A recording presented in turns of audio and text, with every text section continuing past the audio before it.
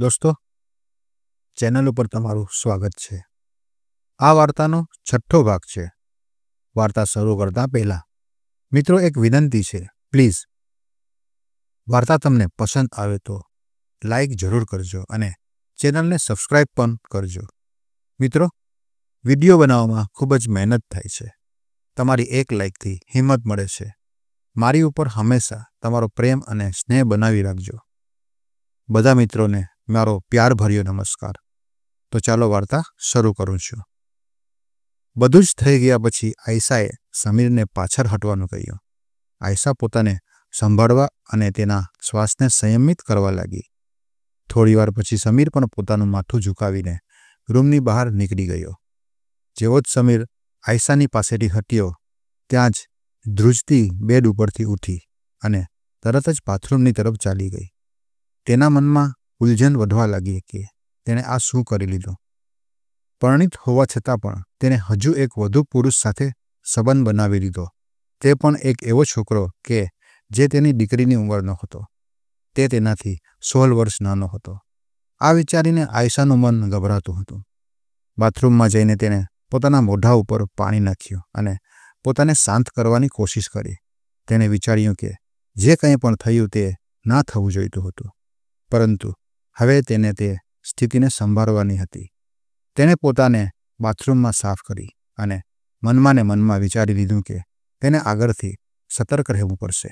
त्यार पछी तेणे नाहीने नवा कपड़ा पहेरी दीधा, वारने सरखा कर्या अने बेड उपर जईने सूई गई। दिवसभरनी थाक अने उलझनोथी तेने ऊंघ आवी गई। रात्रे अचानक दरवाजानी घंटरी वागी। त्यां ते उतावळथी उठी घड़ियाळमां समय जोयो। त्यां तेने कह्युं, अरे बापरे, 9 वागी गया। जल्दीथी दरवाजा तरफ वधी अने दरवाजो खोल्यो। त्यां बहार फरीदा ऊभी हती अने तेनी साथे एक नानो तेनो छोकरो अली पण हतो, जे लगभग 7 वर्षनो हशे। फरीदा भाभी, तमे आ समये? बधुं बराबर तो छे ने? आयशाए पूछ्युं।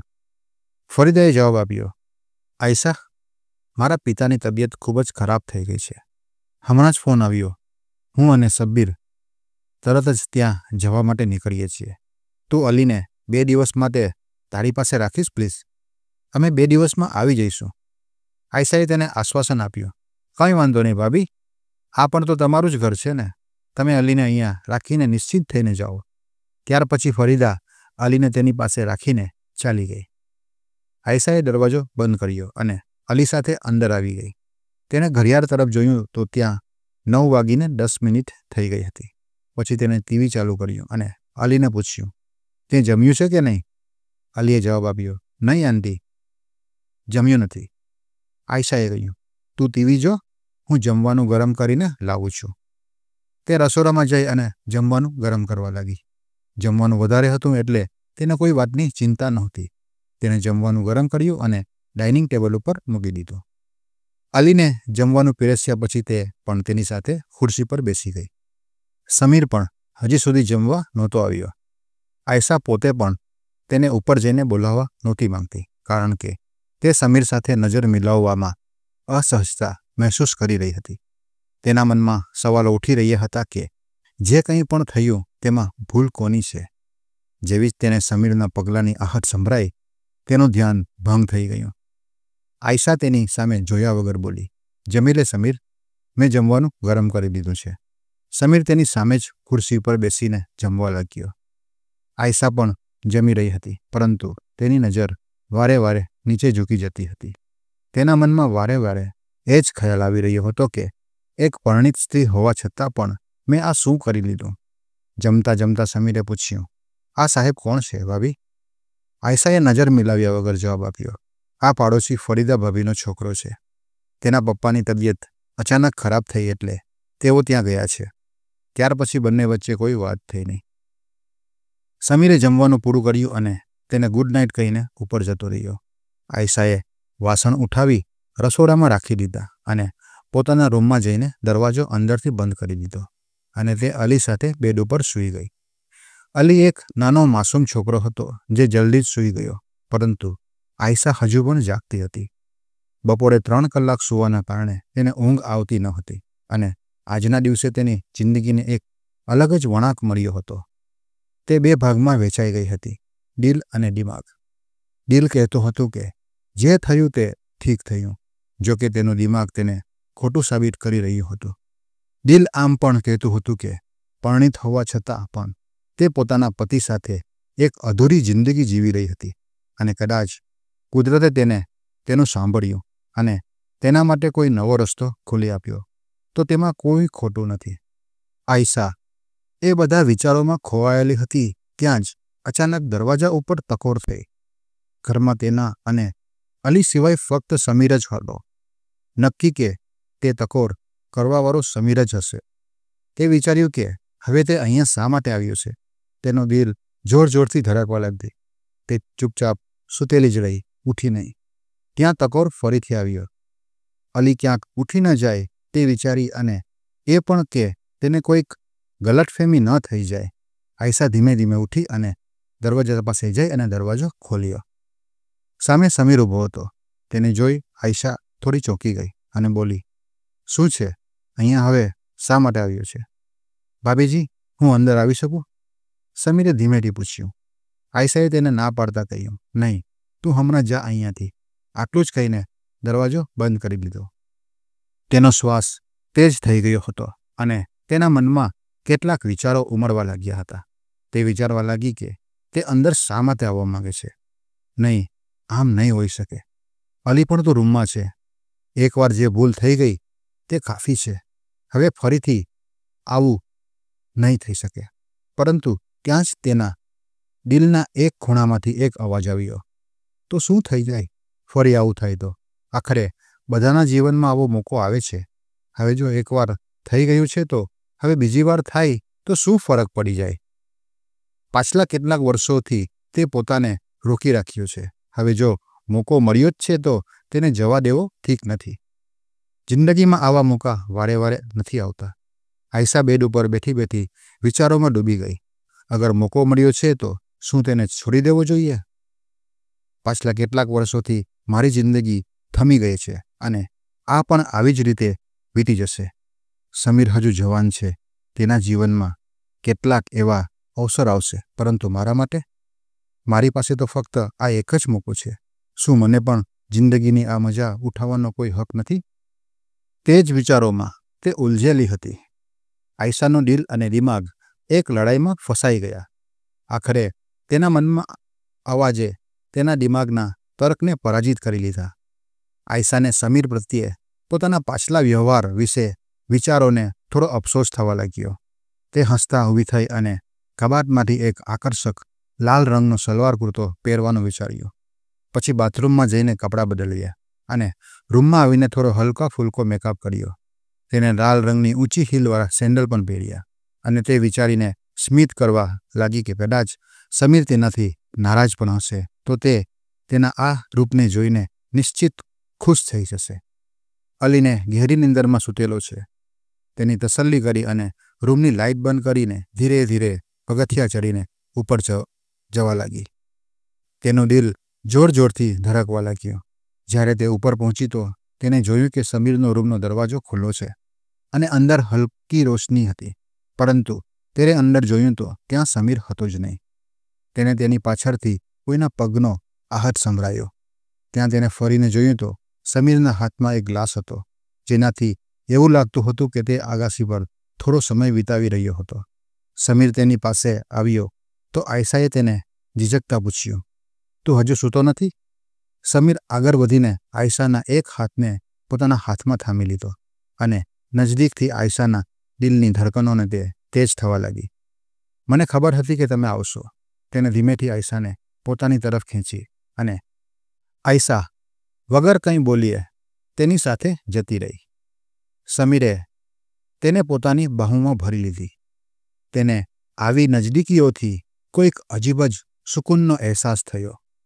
આયશાએ સમીરની છાતીમાં પોતાનો ચહેરો છુપાવી લીધો અને ધીમેથી બોલી, સમીર, મને ડર લાગે છે.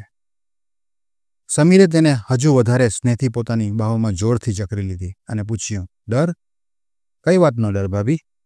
આયશા તેના બાહોમાં થોડી અસહજતા મહેસૂસ કરી રહી હતી, પરંતુ તેની સાથે એક અજીબ આકર્ષણ પણ મહેસૂસ કરી રહી હતી. તેને ધીમેથી ફૂસફૂસાવીને સમીરને કહ્યું, કોઈ જોઈ નહીં લે ને? સમીરે શાંત સ્વરમાં કહ્યું, અહીંયા બીજું કોણ છે કે કોઈ જોઈ જશે? આયશાએ ચિંતાતુર થઈને કહ્યું, નીચે અલી છે તે જાગી શકે છે. સમીર તેને આશ્વાસન આપતા કહ્યું, અરે તે તો હજુ નાનું બચ્ચું છે, તેને આ સમયે કંઈ ખબર નહીં પડે. આયશાની ચિંતા હજુ પણ એમ જ હતી. તે થોડીવાર રોકાઈને બોલી, પરંતુ કંઈ ખોટું થઈ જશે તો? સમીરને કંઈ સમજ પડી નહીં. ત્યાં તેને પૂછ્યું, એનો મતલબ? આયશા થોડી શરમાઈ અને ધીરેથી બોલી, કદાચ હું પ્રેગ્નન્ટ થઈ ગઈ તો? આ વાત સાંભળીને સમીરે તેને શાંત કરતા કહ્યું, આવું કંઈ નહીં થાય. તેને ભરોસો આપતા તેની પીઠ ઉપર હળવેથી થપથપાવ્યું. આયશાએ તેની તરફ પ્રશ્નાર્થ નજરોથી જોયું. ત્યાં સમીરે સ્મિત કરતા કહ્યું, કદાચ તમને કોઈ વાતની ચિંતા હોય તો હું બજારમાંથી દવા લઈને આવું છું. આયશાએ સમીરની વાત પર હલકી મુસ્કાન આપી અને તેને પોતાનો ચહેરો નમાવી લીધો. સમીરે તેને પોતાની પાસે હજુ વધુ જોરથી દબાવી લીધી. પરંતુ આયશાએ હિંમત રાખીને કહ્યું, સમીર, હમણાં નહીં, અહીંયા નહીં. સમીર આયશાનો ઇશારો સમજી ગયો અને તેને તેનો હાથ પકડીને પોતાના રૂમ તરફ લઈ ગયો. આયશા જ્યારે રૂમમાં પહોંચી તો તેની ધડકનો તેજ થઈ ગઈ હતી. સાંજે જે કંઈ પણ થયું હતું તે એટલું ઝડપથી વીત્યું હતું કે તેને તેમાં કંઈ સમજ પડી નહીં. રૂમમાં પ્રવેશ કરતાં જ સમીરે લાઇટ ચલાવી અને ધીમેથી આયશાને પોતાની બાહુમાં ભરી લીધી. તો આયશા સમીરને બાહુમાંથી પીઠ તરફ વળી ગઈ. જોકે તે હજુ ગભરાયેલી હતી. સમીરના હાથમાં હજુ પણ દારૂનો અડધો ભરેલો ગ્લાસ હતો. તેને ધીમેથી આયશાની ગરદન ઉપર ચુંબન કર્યું, જેનાથી આયશાના દિલની ધડકનો જોરમાં ધડકવા લાગી. સમીરે ધીમા સ્વરમાં કહ્યું, આજ તો તમારી ખૂબસૂરતી કંઈક ખાસ જ લાગી રહી છે. સમીરના હોઠ આયશાની ગરદન ઉપર અને તેનો એક હાથ ધીમે ધીમે આયશાની કમર પર સરકી રહ્યો હતો. આવી નજદીકીઓનો અહેસાસ આયશાને વિચલિત કરી રહી હતી, પરંતુ તે પોતાને નિયંત્રિત કરવાની કોશિશ કરી રહી હતી. પહેલેથી જ તે પરણેલી હતી, પરંતુ આવી રીતે અનુભૂતિ તેના પહેલાં ક્યારેય મહેસૂસ નહોતી થઈ. સમીરે આયશાની ગરદન ઉપર ચુંબન કરતાં કહ્યું, તમારી ખૂબસૂરતીએ તો મને ઘાયલ કરી નાખ્યો છે. પછી તે તેના હાથમાં પકડેલા ગ્લાસને આયશાના હોઠો સુધી લઈ જઈ કહ્યું, થોડું લઈ લ્યો ભાભી. આયશાએ તેના આગ્રહને હલકી મુસ્કુરાહટથી ના પાડતા કહ્યું, નહીં સમીર, મેં ક્યારેય નથી પીધો. તેને ગ્લાસને ધીમેથી પોતાના હોઠોથી દૂર કરી લીધો. થોડું પીને તો જુઓ ભાભી, જ્યારે તમારા નાજુક હોઠોનો સ્વાદ ભળશે તો તેનો અસર અલગ જ હશે. સમીરે આયશાની ગરદન પર હોઠ ફેરવતા કહ્યું. આયશા પહેલેથી જ સમીરની વાતોમાં ખોવાયેલી હતી અને તેની મીઠી વાતોથી તેની બધી હિચહિચાટ દૂર થઈ ગઈ. સમીર જેવો ગ્લાસ ફરીથી તેના હોઠ પાસે લાવ્યો તો આયશાએ હિચકિચાતા ગ્લાસમાંથી થોડા ઘૂંટડા પીધા. શરૂઆતમાં તેનો સ્વાદ થોડો કડવો લાગ્યો, પરંતુ થોડા બીજા ઘૂંટડા પીધા પછી તેનો સ્વાદ સારો લાગવા લાગ્યો. તે અંતરમાં જ સમીરે એક હાથથી તેના ખભા ઉપર હલકા હાથથી સ્પર્શ કરતા ધીમે ધીમે તેને ગ્લાસમાં રહેલો બધો દારૂ પીવડાવી રહ્યો. ત્યાર પછી સમીરે આયશાને પોતાની તરફ ફેરવ્યો અને તેની તરફ જોઈને બોલ્યો, ભાભી, તમે આજે બહુ સુંદર લાગી રહ્યા છો અને હાઈ હીલના સેન્ડલમાં તો તમારા નાજુક પગ બસ જોતો જ રહી જાઉં. દિલ કરે છે કે તેને સ્પર્શ કરી લો. આયશા પર દારૂનો હલકો હલકો અસર થવા લાગ્યો હતો. પોતાના વખાણ સાંભળી તે પહેલાં થોડી શરમાઈ અને પછી સ્મિત કરતાં બોલી, તો કોણે રોક્યો છે? તારી ઈચ્છા પૂરી કરી લે. આટલું જ સાંભળીને સમીર આયશાના પગને ધીમેથી સ્પર્શ કર્યો અને એના સેન્ડલને ધ્યાનથી જોવા લાગ્યો. આયશાને વિશ્વાસ નહોતો આવતો કે કોઈ તેને આટલા ઊંડાણથી પસંદ કરી શકે છે કે તેના પગને આવી રીતે સહેલાવે. તેની અંદર એક નવી અનુભૂતિ દોડવા લાગી. તેને પગને સન્માનપૂર્વક સ્પર્શ કર્યા પછી સમીરે તેના પોતાની બાહોમાં ભરી લીધી. ધીમે ધીમે તેની ગરદન ઉપર ચુંબન કર્યા. આયશા પણ સમીરની બાહોમાં એક સુકૂન મહેસૂસ કરી રહી હતી. દારૂનો હલકો અસર તેની ખુશીમાં હજુ વધારે ને વધારે રહ્યો હતો.